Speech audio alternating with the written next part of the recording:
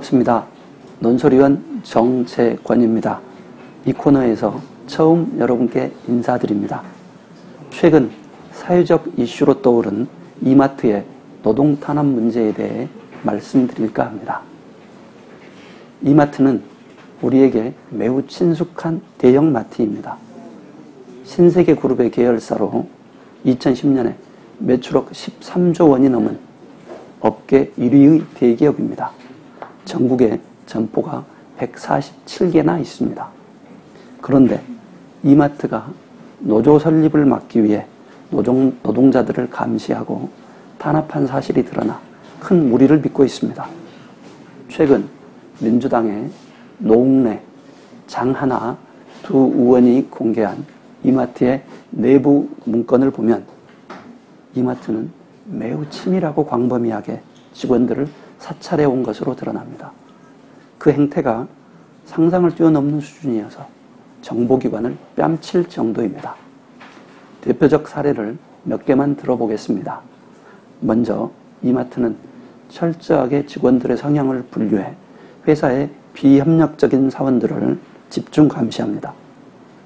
내부 문건에는 모두 영어로 KJ, MJ, KS, OL 같은 생소한 직원 분류 기준이 등장합니다. 여기서 KJ는 가족의 약자로 회사의 협조적인 직원들을 의미합니다. OL은 오피니언 리더라는 뜻입니다. 반면에 문제라는 단어를 영어로 표기해 놓은 MJ는 그리고 관심을 뜻하는 KS는 회사에 협조적이지 않은 사원들을 의미합니다. 이마트는 이들 중에서 특히 MJ 사원에 대해 조직적인 감시, 사생활 캐기 등 불법적 행위를 일삼았습니다. MJ 사원은 모두 34명으로 이들은 연인관계, 술자리 대화, 취미생활 등 지극히 사생활적 영역까지 감시 대상이 됐습니다. 이마트는 이런 감시 내용을 문서로 만들어 업무 담당자들이 공유했습니다. 이 MJ 사원에는 지난해 10월 노조를 만들었다가 해고된 전수찬 위원장도 포함되어 있습니다. 이마트는 또 직원들이 민주노총이나 한국노총 같은 상위 노조에 가입했는지 여부도 몰래 조사했습니다. 직원들의 이메일 주소, 주민등록번호, 휴대전화 번호, 결혼기념일 등을 이용해 민주노총 홈페이지에 들어가 이 직원들이 가입했는지 여부를 조사한 것입니다. 이마트의 직원 감시는 복수노조가 허용된 2011년 7월을 앞두고 더욱 기승을 부립니다. 이마트는 노조 설립을 막기 위해 MJ 사원, 즉 문제 사원과 KS 사원, 관심 사원을 다시 A, B, C, D, E 등 5단계로 분류하고 더욱 철저하게 동태를 살핍니다. 이들 중 A 등급자에 대해서는 외부화 방안 설계라는 방침을 정했다고 합니다. 여기서 외부화 방안이란 한마디로 말해 회사에서 쫓아내겠다는 뜻입니다.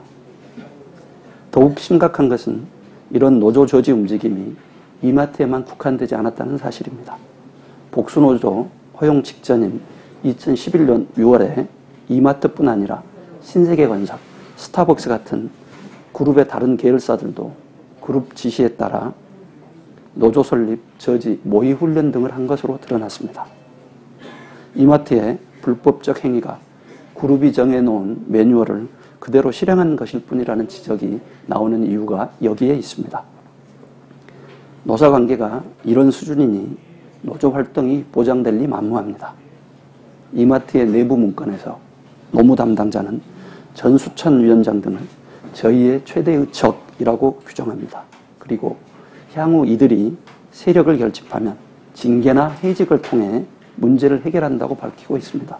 실제로 전 위원장은 지난해 10월 자신을 포함한 노조원 3명으로 조합을 결성했습니다. 그리고 전 위원장 등 2명은 해고당했습니다. 그렇다면 이마트, 즉 신세계그룹이 왜 이렇게 노조 설립을 혐오하는 것일까요? 아마도 그룹의 설립자 격인 고 이병철 삼성 회장의 무노조 철학이 큰 영향을 미친 것으로 생각됩니다. 널리 알려져 있듯이 이병철 회장은 노조를 용납할 수 없다는 인식이 매우 확고했습니다. 신세계그룹의 사실상 소유자인 정용진 부회장은 이병철 회장의 외손자입니다. 이마트에서 드러난 노동 탄압은 직원 개인의 인격권이나 평등권을 철저하게 무시한 행위입니다. 노동권을 보장하고 있는 헌법에 대한 중대한 도전 행위이기도 합니다. 노동부가 현재 조사를 벌이고 있지만 경찰이나 검찰도 즉각 수사에 나서야 합니다. 불법 행위의 실상을 분명하게 밝혀내고 그 책임자를 처벌해야 마땅합니다. 신세계그룹은 가뜩이나 요르노 도마에 오르는 일이 많았습니다. 정용진 부회장과 정유경 부사장이 지난해 국회 청문회에 불응해 약식 기소됐고 정 부사장이 대주주로 있는 빵집을 그룹이 부당하게 지원해 40억 원의 과징금을 부과당하기도 했습니다. 이른바 골목 상권을 침해했다는 비판도 끊이지 않습니다. 이런 마당에 불법적인 노동 탄압까지 드러났으니 참으로 한심스러운 일입니다. 신세계그룹의 철저한 반성과 사죄를 촉구합니다. 이만 마치겠습니다. 감사합니다.